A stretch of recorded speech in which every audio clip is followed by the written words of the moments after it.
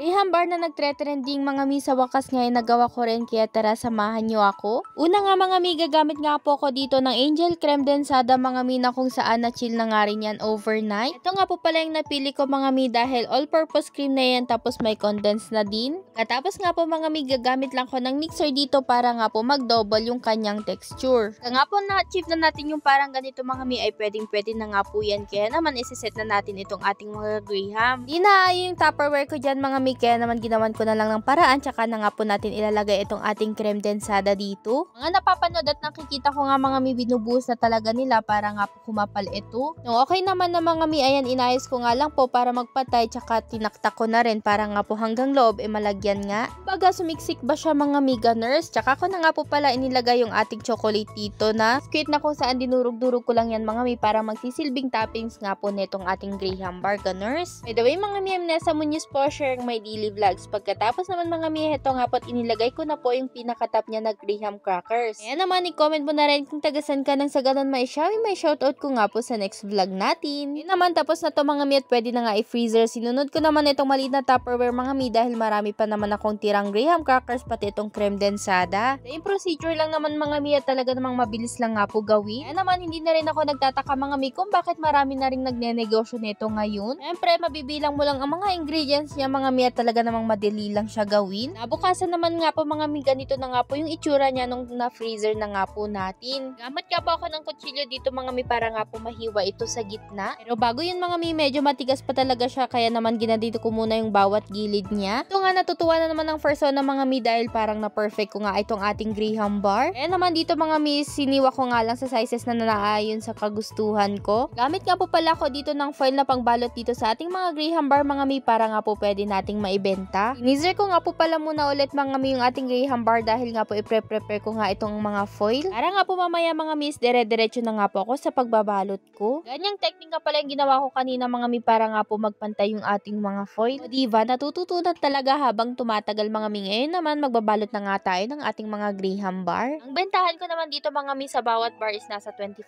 pesos nga lang po. Depende rin kasi yan mga mi sa bawat lugar na pinagbibilhan natin ng mga ingredients. Sasabi ko naman na pwede talaga ito inegosyo mga mi, bukod sa ilan lang ang ingredients, madali lang siya talaga gawin. Siyempre kailangan mo ng sipag at tiyaga mga mi, at pagmamahal sa ginagawa mo, para nga po tumagal ito na negosyo sa you, ganers. O diba, ngiting tagumpay na naman ang first one, dahil nakagawa na naman nga ako ng nauusong Graham bar na to. Ako naman, etong ginagawa ko naman na to mga mi, ititinda nga po ng kapatid ko sa palengke, na kung saan syempre papatungan niya na nga para meron din siya, ganers. O siya mga mi, yun lang po for today's video. Please follow, like, and share po.